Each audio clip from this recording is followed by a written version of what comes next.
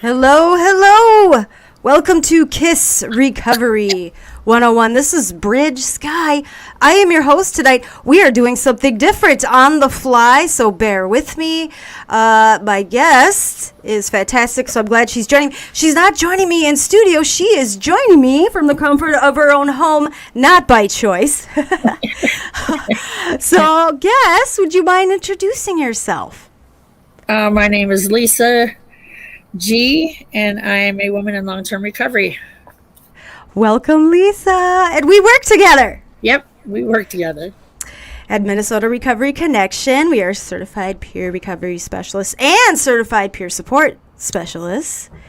And you did a thing this week, so I blame you. But you sent this wonderful YouTube clip to us, and you just said, hey, this is pretty cool. Listen to it. Well, I listened to it, and then I'm like, you got to come on my show. Where did you stumble upon this wonderful video? So I've been listening to it for a while, ever since I got into recovery this last time, and I just love who it is. It's Oprah Winfrey, and I just love what she says and how she delivers stuff, and so I listen to it quite often, over and over. It's replaced the music in my car and just how I wake up my days with. Like, I don't like to listen to anything else because it's so inspiring. Yeah, personally inspiring. Like, it makes me want to be a better person, so I like listening to it. Absolutely. Oh my gosh. And it inspired me. So for anybody listening, you can go on YouTube. It's Motivation Arc is the YouTube channel. And so if you want to specifically, so it's a 10-minute video. We're just going to play a 2-minute clip of it.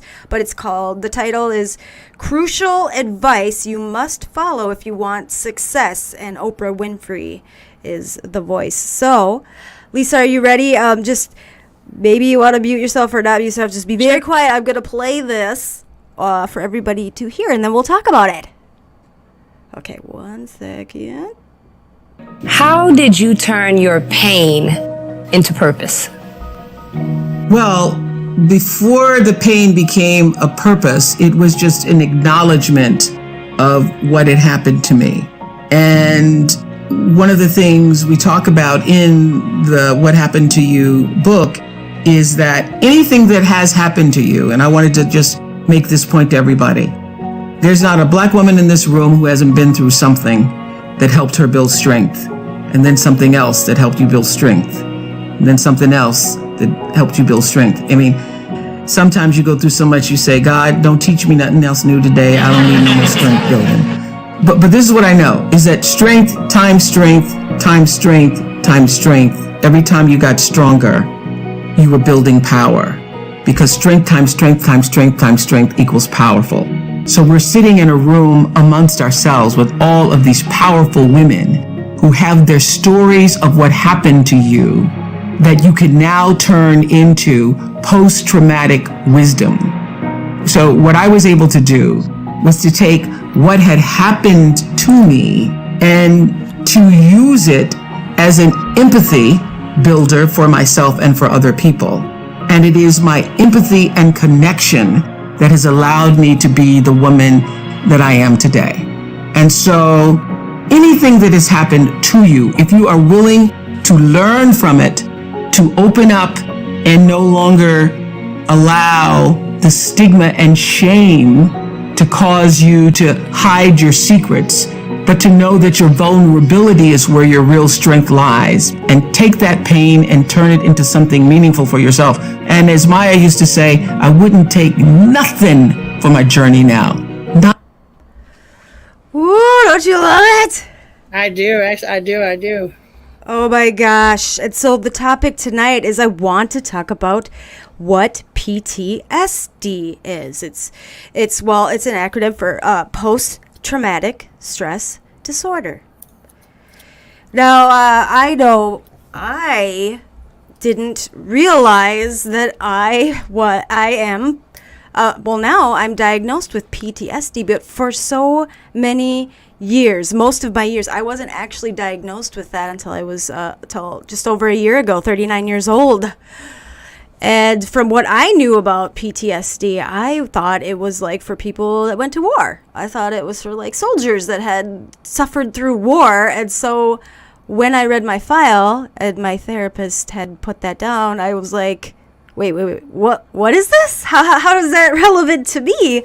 And when she explained that the abuse and the situation that my childhood was, I have big trauma, and a lot of people don't even recognize that there's also what they call little trauma. So people a lot of times don't even realize they actually have symptoms of PTSD that can be from smaller things. So Lisa, what's like your experience, or what do you know of, or what can you talk about on this clip or PTSD? Well, on PTSD, what I found like this last time on my journey, because I have a history of substance use disorder about 20 some years. So this isn't my first go around, but what I found this time going to treatment and stuff is that everybody that came in the door was being labeled with something, labeled with depression, anxiety, PTSD. Of course, that was a big one. Just a lot of things. Like it seemed like everybody that walked through the door for treatment had to be labeled with some type of diagnosis of mental health issues or some form of trauma, right? And my thing is this is like everybody goes through trauma. Like it doesn't matter if you're using or not, right? Everybody goes through trauma, which at that point, most trauma, I know, in most people's lives causes some form of stress, right? In your life. And I mean, depending upon what happens in your life and when it happens, like is how, I don't know how to explain it. Like, I feel like a lot of us deal with our stress before we're diagnosed, and we don't realize that how we deal with it. And then once we're diagnosed, it's like this big, huge thing. Oh, I got PTSD. Oh, they said, but like we had it before we even got told we had it, right? It took somebody to tell us, to remind us that we should be, that we should probably see therapy because, we were traumatized. You know what I mean? Yeah. Oh yeah, definitely. Like, it's not a funny issue, but sometimes it is to me when I listen to these motivationals, because when she talks about everything that you've gone through, like builds strength. Every turmoil that we go through, that we get through, we're stronger when we get at the end.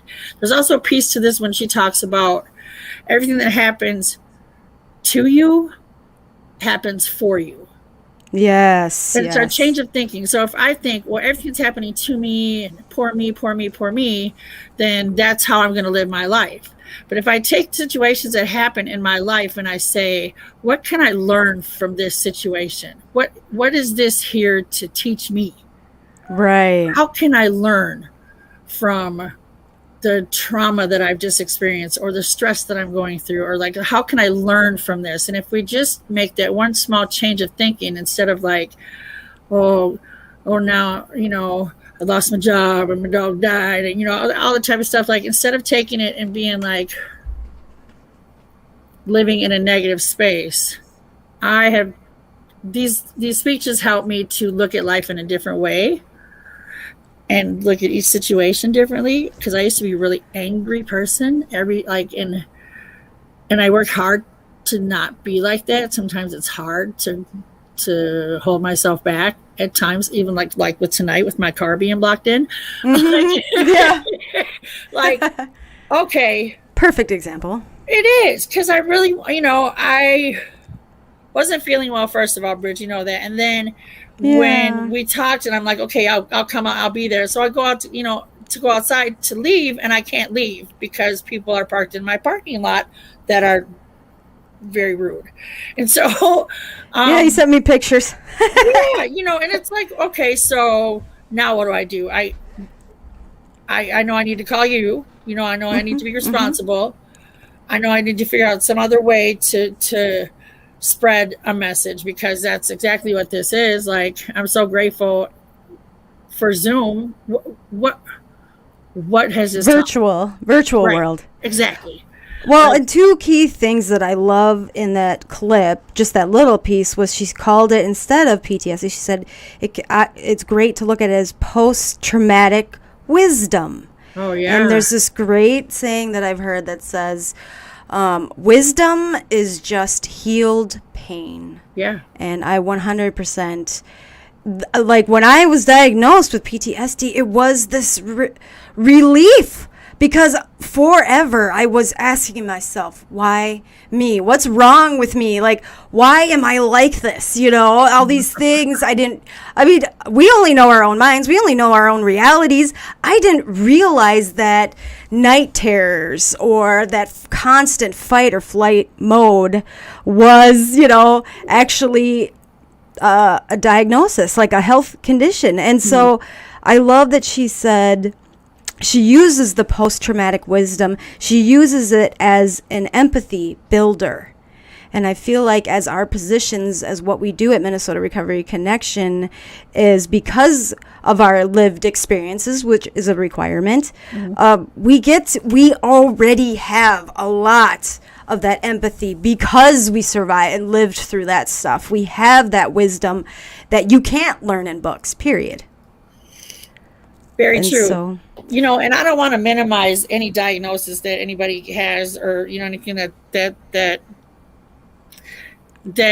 your doctor and you have discussed and say, I don't want to minimize that, but I also want to put out there too that just because I have depression at times doesn't mean I have to live in my depression. Like, I know how to recognize when I'm getting ready to when my depression starts to kick in. I know a lot of it's due to the weather, but also, but I also recognize how I'm feeling beforehand, which me being diagnosed with depression just brought my awareness to my depression. That's how I kind of looked at it. I don't live in it. I know how to deal with it now.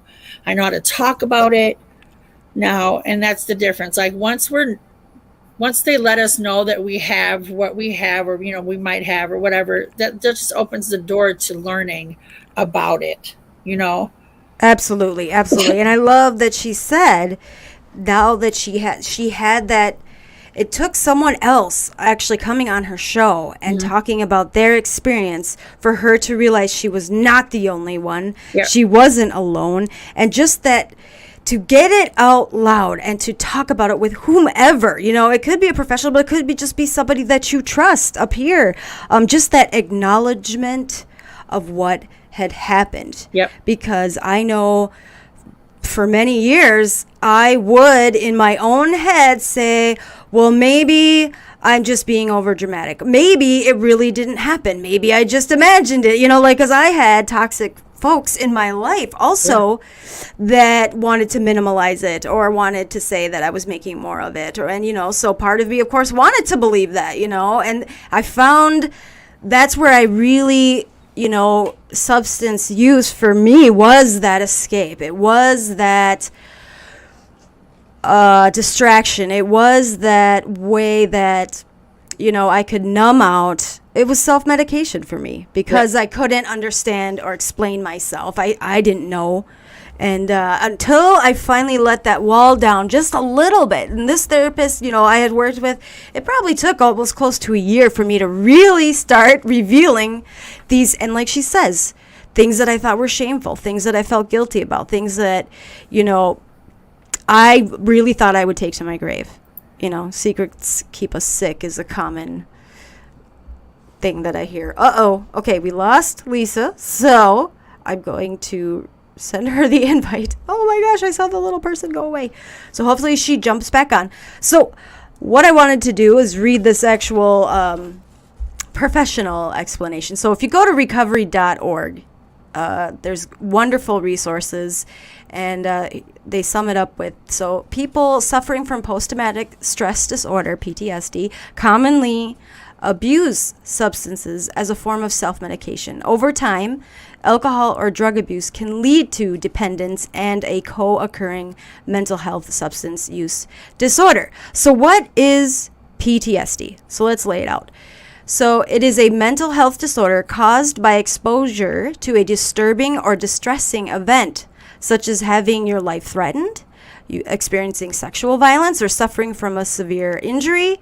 It can lead to significant impairment in the lives of those affected. The person doesn't have to directly experience the event, though. This is often the case. He or she can also witness the event, learn of the trauma that occurred to a family member or a close friend, or witness other unpleasant elements of the event, such as, seeing blood or death, or hearing intimate details surrounding abuse. So what I liked about reading that too is the little T's. Little T's can be, you were a victim of bullying. You went to a funeral and you saw a member. There you are. Oh, I'm sorry. Oh, that's okay. Just could you lower your volume a little bit? I don't know why it comes in so high. Sure. Okay, woo, you scared me. I was like flying solo here. Luckily, I just read the boring stuff. Just kidding. But I was just describing what, so recovery.org, it talks about what actual PTSD, and a lot of people don't even realize it might not be like this long-term suffering thing. It could be just an event, like being in a car accident or witnessing a car accident. It can be bullying is like a little T that, every person and experience is unique, right? Yep. So the different types of treatment programs, I'm happy to say nowadays there's much more awareness of it, but there's inpatient treatment, outpatient treatment, and group counseling are options. So if you go to Addiction No More, that's one word, addictionnomore.com, there's actually this awesome 24-hour service, 7 days a week. They will take your call and give you more information and help you locating a treatment center that can handle PTSD issues. If you even think, find out if you might even have undiagnosed PTSD, or maybe there's just certain things that you're questioning that might be relevant to you. Give them a call. So it's 1-800-246-9027. So Lisa, have you heard this podcast before? No, I've never heard this podcast before. Okay, well, let me fill you in. So it's an hour. We're live, which I already see. So it's interactive, so listeners can ask questions, post comments. I don't know if you're able to see the chat, but it says, one of the Facebook users says, "Hi, Lisa, so proud of you." And another person, a Facebook user, says, "I don't allow my depression to define me as a person." Good for you, Lisa. Okay, thanks. Yes, listeners, please, questions, comments, anything that you want to put out there. The nice thing is, if you come in through Facebook, you do have that option to stay anonymous, so you don't have to reveal your identity. And then we are also live on YouTube, and so that also, it's a public platform, but you will come in as you are registered. So Lisa, fantastic. It's so great to have you here. The first segment that we are going to get an alarm for soon enough is called the hot seat. So that is 3 hot and heavy questions that I'm going to ask you. And they're not meant to scare you or put you feel under pressure. They're really just like deeper questions that, someone listening might also be asking themselves the same question, and something you say or answer on your own truth they might be able to connect with. And then the last segment is fun. It's just fun. It's actually called Live Facebook Memes. So hopefully, we're getting our first alarm. So hopefully, can you actually see the screen right now? Are you able to see? Yep, I can see the comments and stuff. Okay, so the nice thing is, I will be flashing you the Facebook memes that, for whatever reason through the week, I liked. I thought was funny, or it spoke to me, it was inspirational, whatever. So there's 8 of them. I'm going to flash them to you, and like Facebook, but we're live, you're going to give me your reaction, whether you laugh out loud, you heart it, love it, or and you're free to comment as well. So that will wrap up our show. So before, though, of course, we get into that hot seat, is there anything, Lisa, with what we're discussing, maybe from the clip or just PTSD in general? What are your thoughts or your take or insights on the clip? Well, I just encourage people to I encourage people to research and look out there for things that make them feel good about themselves. So it's like Oprah says, negative energy breeds negative energy, and positive breeds positive. And it's like she talks about Newton's law all the time, really heavy. Like what you put out there comes back to you. But really, what we put out there is already done. The good that we put out there is already done for us back. We just don't notice it a lot of times, So yes. I just encourage people to just to think about like how you want to live the rest of your life. Like, what do I want people to say about me when I pass away? Like I think one of the things I had to do in treatment was write a eulogy about myself. Wow. Yeah, and it was a big major exercise. And so when I heard her talk about that in one of her speeches, it was really it hit me hard, because I don't want my defects to define me as a person, and I don't want that to be what people remember about me. I want people to remember that, I may have had struggles, and I wasn't perfect, but generally I was a good person, and that's what I want people to remember about me when I'm not here anymore.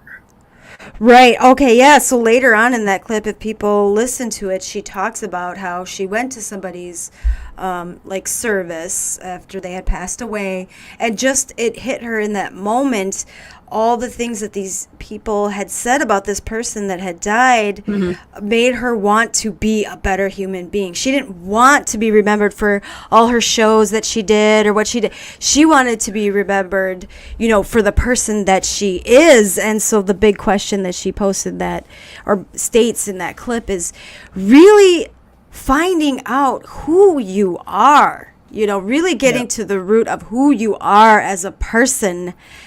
And I 100% loved that, because the PTSD, with me not even beginning to heal, I had a wall up to myself. Like I didn't even know who I was for 39 years, honestly.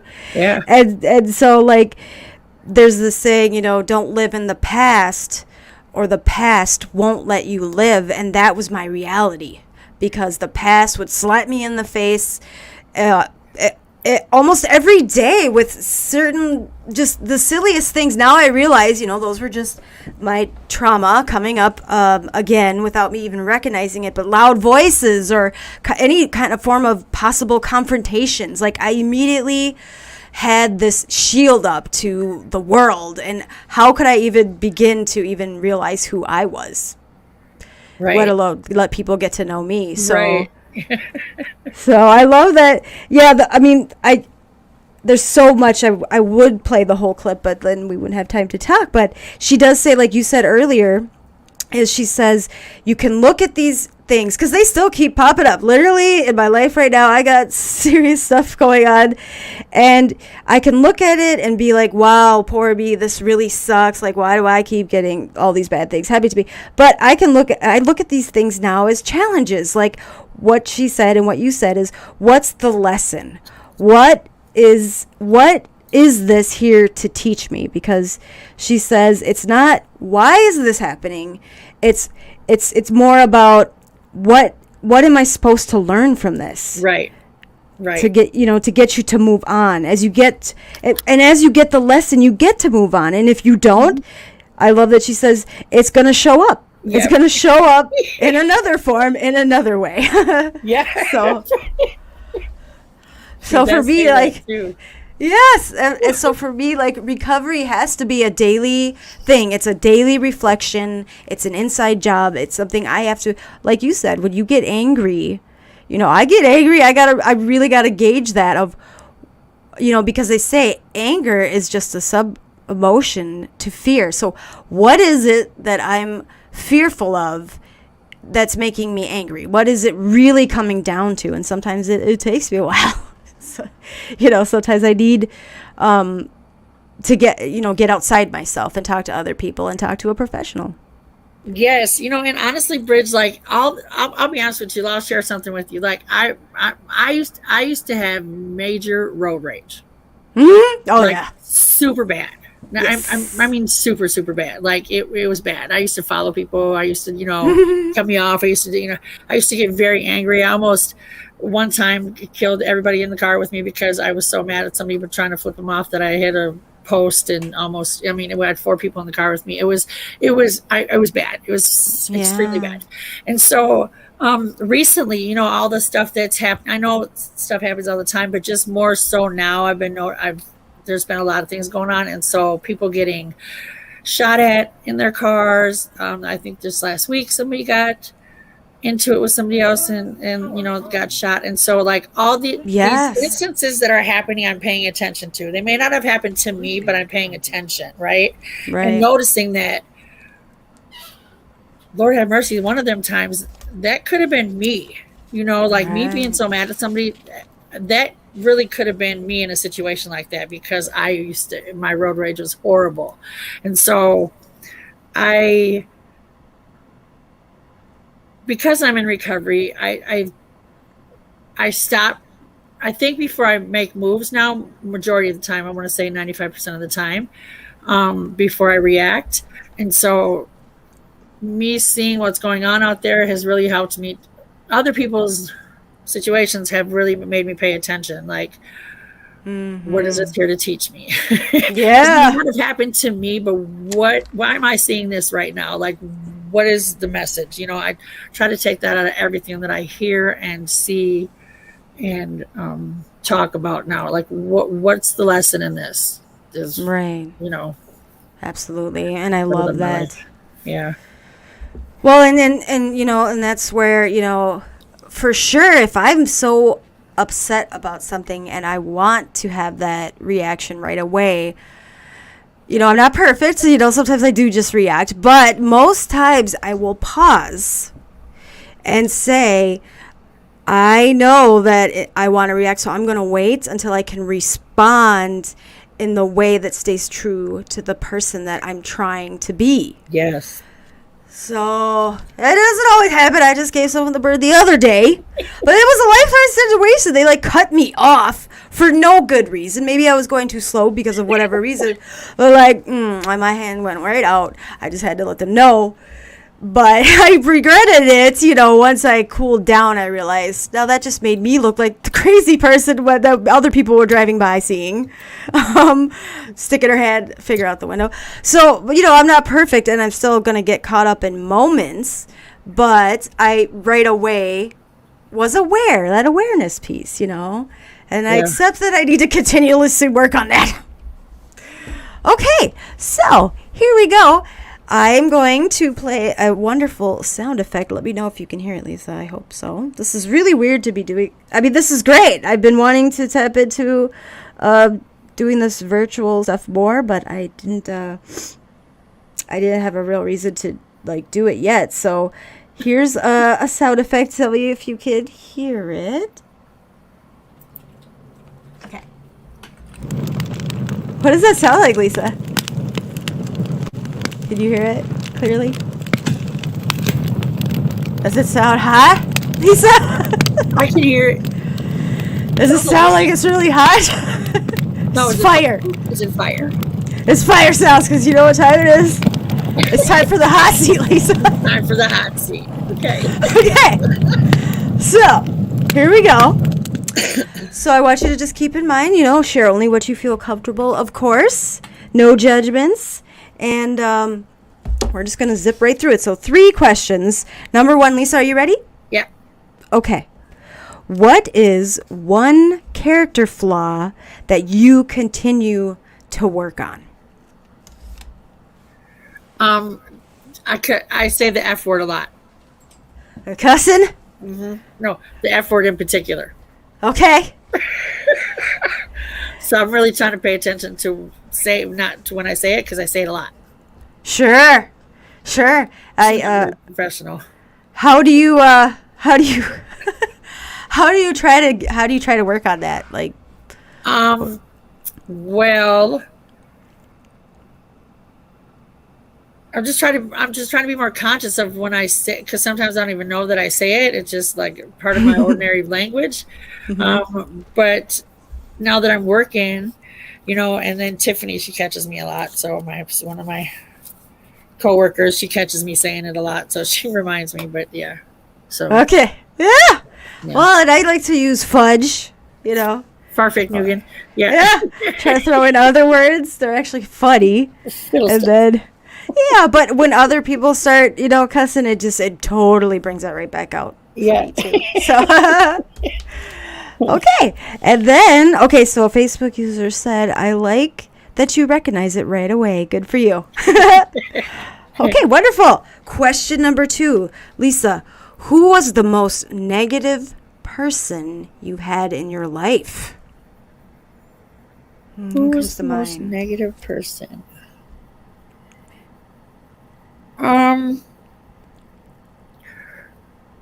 So it was my best friend. She's pretty negative most of the time. Currently, or what? Or is she still? Well, so she's currently right now in a position where she can't touch. She had a stroke, and she Oh my goodness. it was gone for a lot of times. And so when I think about her, she was, yeah. Okay. So her, even though she was one of the most positive people I had in my life too, she was really like always had something going on, always had some type of drama, always had some, situation, and was in that poor me state for a long time. So. Yes, I can relate to that. I know my adopted moms, that whole side of the family were negative Nancys. And they were just always the kind of folks that were talking about somebody else's business and about so judgmental of how they did this or how they did that. And every time I would spend time, I call them dark cloud people. Every time I would spend time with them, I never felt good walking away. I just felt icky, and it would kill my energy 100%. Yeah.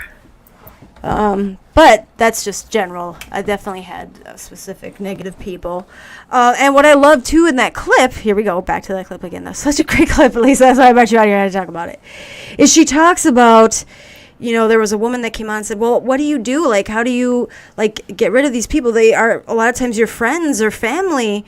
And Oprah said, it's okay to set those boundaries. It's okay to say, where things are right now, I'm not going to allow you to continue to treat me this way. And that's right. I loved that. Yep. And you could do it out of love and not burn those bridges, because if these are people that you do love and care about, and you might, there was a few people I never wanted to see them again.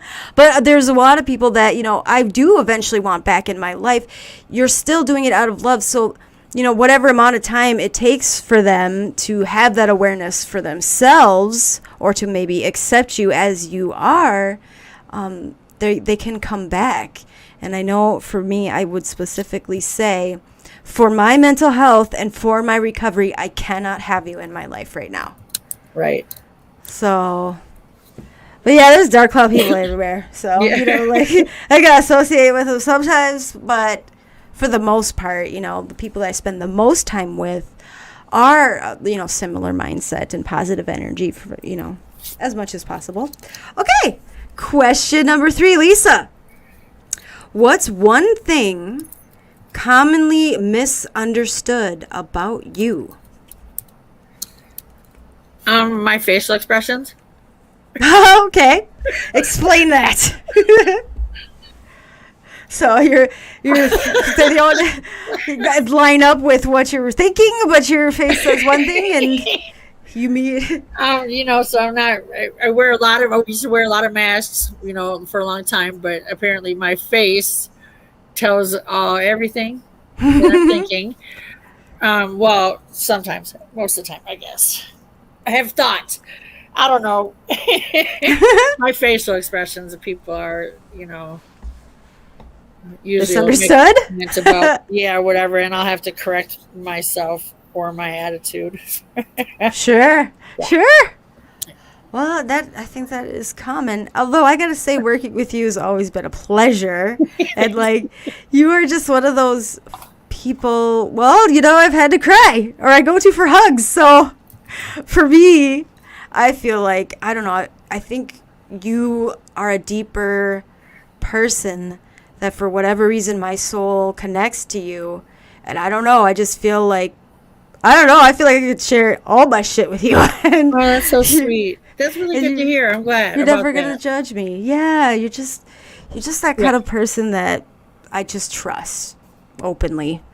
So, okay. Thanks, well, Chris. That was it. That wasn't so bad, right? No, it wasn't bad. Okay. I think it's more intense when you're in person and you're not in the comfort of your own home. Yeah. As I've had a few guests in here sweating. Okay. Well, let's continue. So the last segment, which we're going to jump into, is my favorite. And I'm going to flash them. This will be an epic fail if this doesn't work. But here we go. I'm going to flash them live for everyone to see. And you're just going to give me your thoughts. You're familiar with memes, correct? Yep. Okay, I think I've sent you some randomly. Okay, here's the first one. Okay, do you want to go ahead and read that? Okay, let me see. If you can. Your trauma is still valid even if... I have to make it bigger. Okay. You never told anyone. Even if you can't remember all of it. Even if it happened a long time ago, even if people don't believe you, even if you are feeling better now, even if it didn't stop, even if it didn't develop PTSD, even if your life wasn't threatened, even if you know people who have been through worse, even if you didn't realize it was traumatic until later on. And one of those, do any of those stick out to you at all?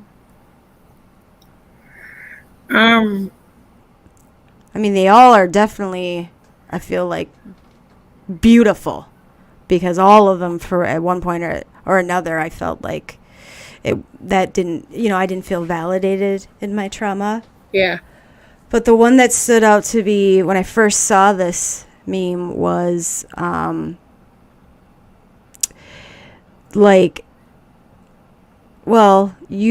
people who have been through worse. So that was always me. I would say, yeah, but what I went through wasn't that bad. I felt like not valid, that I didn't get to even talk about it, because I felt like there's people that had it way worse. So I don't get to talk about it. I don't get to, I felt like it was a weakness. It was weak of me to talk about it and say this really sucked. I felt like that showed weakness. And so my reasoning for not disclosing it was, I felt like there's people that have it way worse than me. I don't get to, I wasn't looking for pity per se, but I felt like I didn't even have a right to talk about it. Does that make sense? Is that so weird? Yeah, it does make sense. It doesn't sound weird at all. Okay. Go ahead. No, that makes perfect sense, though, Bridge. Yeah, it's trying to minimize what we've gone through, and everybody's situations and traumas are different, even though we all have some type of similarity in our stuff, but we have many differences too, as far as what's happened to us and how we handle it, and so I literally remember my adopted mom saying to me, because I asked her, I said, Mom, why do you let him hit us this way? Why do you let him do what he does to us? Why do you allow that? And she goes, Bridge, you don't have any bruises. You don't have, it's not that bad. Like, and she would actually turn it around on me and say, you know what makes him mad. You know what sets him off. You know what you're doing. So for years, I didn't even realize. I thought it was my fault. I thought I deserved what I got. And just years of that. And I wouldn't even recognize it until I slept over at other people's houses and I saw how nice and happy their families were. And I didn't realize how fucked up mine was until I witnessed actual loving, caring, nurturing parents.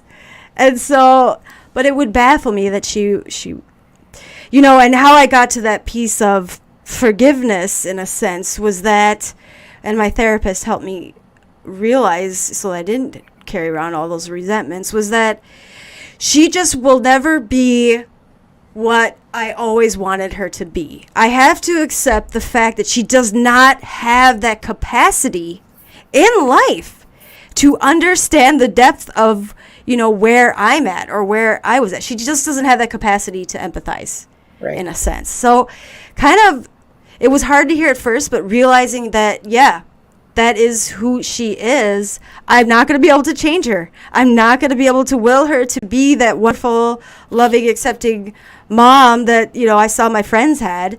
So it allowed me to just, accept it and not waste any more of my life seeking something I was never going to get from her anyway. Yeah. So, okay, let's move on to a happy meme. Ready? Okay. Meme number 2. This is for you, Lisa. When you tell your woman to calm down and she's got this guy on the ground in a headlock. What do you think about that meme, Lisa? That is funny. That is super funny. That's a laugh out loud. Can you relate to that? Do you find that it makes you even more angry when someone tells you to calm down? Yeah. Yeah. I can't stand it when somebody does that. But yeah, that's funny. Right? It's like it almost does the reverse thing. And then I know I've been in a relationship where that person immediately would say that just to make me more angry. Yeah. Yep. Okay. But I don't react anymore. Right away I'm like, oh, they're testing me. Okay, well, I'm going to be the bigger person on this one. This time. Yep. Okay. Meme number 3. Can you read that one? Are you able to see it? It's kind of blurry. It's a man on a diving board. It's a little cartoon. There's a little character with a cane. And what does he say? I'm not diving until Moses goes away. I just thought that was cute and hilarious. Like, he's gonna do something. It's gonna make this hurt if I jump. Okay. Meme number 4 is just words. Go ahead and read that. Bold of me to constantly use the phrase "no worries" when I am, in fact, constantly full of many worries. Yes, this is me, Lisa. No worries. Yes. Whenever anything happens, I'm like, oh, no worries, no problem, don't worry about it. And yet, then that puts on a mountain more of worries for me on an hourly basis. And they're like, oh, Bridge, you're so easygoing and so laid back and open-minded. Well, it's a good thing they're not mind readers. Because, yeah, it's quite the opposite. Okay. It's not so, meme number 5. This is a dog one, so I thought of Max. Lisa, your support pet. So what does that one say with this weird-looking animal sitting in the passenger seat? You're so strong and amazing. Push through. You got this. Me. Pushing through. Yep, that's about it. The hair's a mess. That's Squinty. And, oh, yeah, sure, I got this. Everything's just going great. At least the things are so stressful in my life right now. I've got to that point where people will ask me, how are you doing, Bridge? I'm like, I'm fine. Which, if anybody knows the wonderful acronym I recently learned for FINE. Do you know the acronym for FINE, Lisa? Um, no. Fucked up, irrational, erotic, and emotional. Okay. So I give a face that I'm happy, I'm fine. But that's because I can laugh to myself because I know that I'm just a mess right now. Okay. Fun. I'm just fine. I'm fine. I'm not gonna lie and say I'm good. So, and it would scare anyone if I'm like, I'm not well. I'm bad. I'm bad right now. They wouldn't know what to say, really. Okay. Meme number 6. Boys will be, cross out boys, men someday. Teach them to respect boundaries and be accountable for themselves. Yeah, that's nice. That's good. I love that because I have 4 boys that I'm raising. Yeah. And I've found that, in relationships that I've had, and it's just kind of a known thing around, especially women, in good heart, it's like, oh, the boys are just being boys. But in reality, when they're adult males, it's not okay. Right. And I find that it just actually made me think of in my marriage. I remember this point. We were staying together for the kids, right? We were trying to keep it together for the kids. And I remember this point. He was very, he'd call me names and verbally, abusive. Whatever. I gave it back to, I'll say, to an extent, not to the extent of, I didn't realize until how much it affected my children, how we were staying together and it was so toxic. It was really bad for the kids when my oldest son called me the B word. And he didn't even know. He was probably like 4, but he was just kind of had heard that. And what it made me realize is that I was accepting this. He was seeing that this was allowable to talk to anybody, not just women or your wife or your partner, anybody this way. And in his little 4-year-old mind thought it was okay. And he called me that. And Right. that was like the wake-up call. That was the initiation of the end of that marriage and the initiation of the divorce, because I realized we could be good parents and we could still do that, but not be together. We could co-parent and raise our children, but I am not going to let that cycle continue. No way, shape, or form. Right. So I loved this meme because I'm like, I don't know, I had to pat myself because I was like, that was like over 10 years ago. Pat myself. Yeah, I'll tell you what, that B word has never once come out of my son's mouth ever again. Yeah, good. And not by threatening and not by like consequences, just literally by not ever allowing another person in my life to ever call me that name or any name, so. Okay, I feel like I'm talking too much. Lisa? No, you're good. I think you will relate to this. Did you ever play Nintendo as a child? Yeah. How about Duck Hunt? Duck Hunt, yes. Okay, read this one. Read it out loud. Yep. Because I can never get them either. Read it. Can you read it? Are you Yeah. able to? Okay. I hope all dogs go to heaven except for this dog. This dog can go straight to hell. This dog can go to hell. It'll laugh at you every time you just a crappy shooter. Again, like, I'm so sorry. Like, so anytime there's like anything relevant to an awesome puppy dog, I think of Max and you. Do you want to tell the viewers who Max is and how I have a relationship with your Max? So Max is my dog that I got this last time coming out of treatment because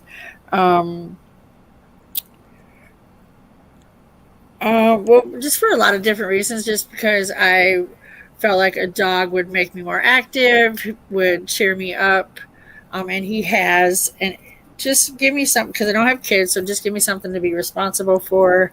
Mm-hmm. So that's why I got him in the first place, right? I just wanted to do something different. He's a service dog. Yeah, right? Yeah, try to keep me out of jail, basically. You know Yeah. what I mean? So, but what I realized throughout having him, I've had him for 2 years now, and what I realized is that, so I used to have a really bad shoplifting addiction. It was bad even in my sobriety. It didn't matter. Like, it was something that I did for a long time, and it got me in a lot of trouble. So what I do with Max is he's a service dog, so he comes to the stores with me. I take him to pretty much every store that I go to, for a few different reasons. For one, he attracts a lot of attention. Everybody always wants to pet him. And two, he keeps my hands busy. And three, like, I don't think about picking up anything when I'm in the store and I have him with me, because first of all, I don't want to get arrested with him. And then they take him and then I lose him. And, it's like, for me, it'd be like losing a kid. So he saves me in that aspect, and I use him as one of my many tools to stay on the right path. So, and Bridge knows him because he comes to work with me every day. I'm blessed to be able to bring him to work with me every day, and she buys him treats, and he's a therapy animal, so like he can tell when people are down or going through something. He's great emotional support for the office. Yeah, seriously, he is. Really he's so wonderful. Yes. Yeah. And you dress him up in his cute little outfits. Oh my gosh. He's just, you can't help but just love him instantly. Everybody chases me. They're like, he's got more clothes than you. I don't know if it's possible, but I do. I mean, he's a good boy. And what kind of breed is he? He's an American Pit Bull Terrier. Okay. Yep. Yeah. He's adorable. Okay.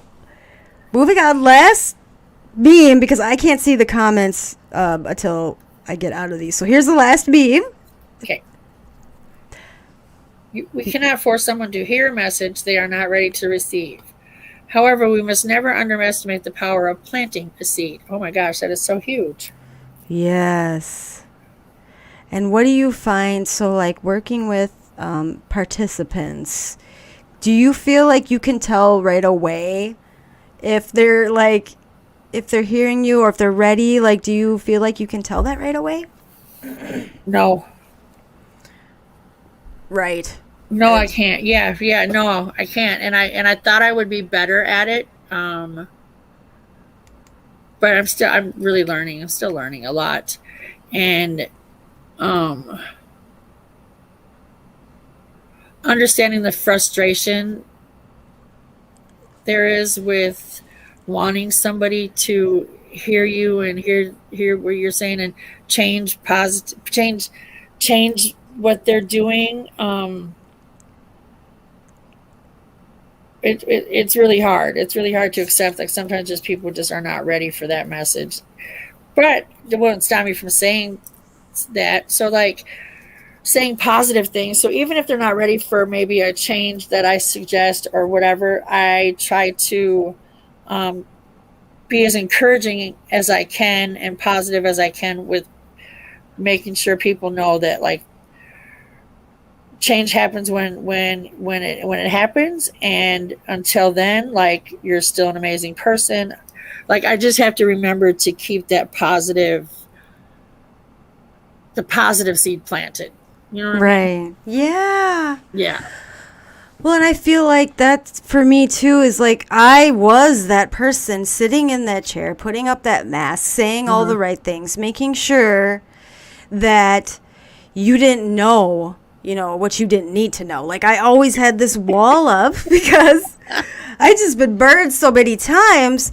But I feel like the more, I get to build this relationship with a person, and the more I just let them talk and just listen, I can kind of, I'm not trying to fix them. I'm just trying to, be there and build that trust so they believe that I really am genuinely there just to be there because I was them, And there's been a few times where someone has said to me, you remember that one thing that you said, blah, blah, blah, blah. I'm like, what one thing? When was this? I don't remember, but I know that I speak my truth and what worked for me. I know that that's not going to work for everybody. That's not going to work for many people, but it's what worked for me. And they will point out something that I said whatever amount of time ago, for whatever reason, they connected with that. Yeah. And so that's where I feel like this stood out to me, is like I'm not trying to force anyone to do anything, but the fact that something I said might have started a seed to even then for them to hear a message that they needed to hear. It might not have been the same message I heard, but something to maybe open that door to get them out of that darkness. Yeah, that's a really good point too. Yeah. Oh, and a Facebook user said, makes big time perfect sense. Bridge, I'm currently working through the process of learning not to invalidate my own childhood trauma. I thought I had learned, in quotations, not to, but old habits die hard, and sometimes they come back. I'm fine too. Fucked up, insecure, neurotic, and emotional. And thanks for sharing. Yes, Facebook user. And, well, just to speak on that, I mean, I feel like I did do a lot of just really looking inside myself and figuring out, because I had lots of quote unquote cries for help, right? But I didn't even recognize that that's what those were.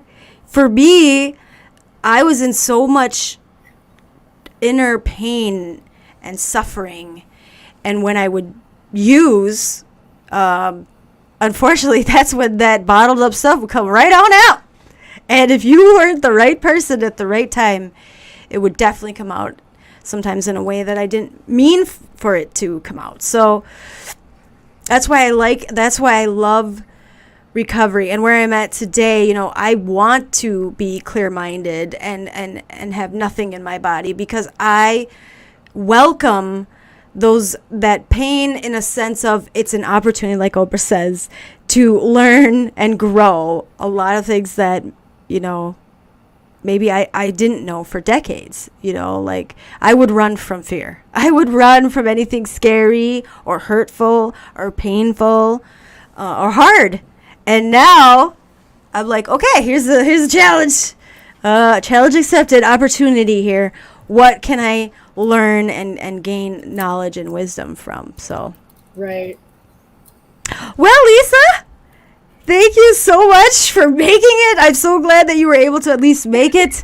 I'm so sorry the car crap happens. That's okay. They're still parked out there in front of my car, so it's like, Except, well, I'm glad. Yes, and you could continue all my problems today. And you moved right on from that, and you were joyous, happy, and free on the show. I thank everybody for listening and commenting, and I really appreciate you for being here. And thanks for letting me share and just come and be a part of you guys' night. It was really good. Yes, thank you so much, Lisa, and thank you, listeners. And I will post I will actually go in and post that wonderful Oprah clip we've been talking about. But I hope everybody had a great weekend. I hope you have a great rest of your night. And, of course, I hope you have a great rest of your week. All right, everybody. Have a good night. You too, Bridge. Good night. Thank you. I'll see you tomorrow, Lisa. Okay. All right. Bye. Bye.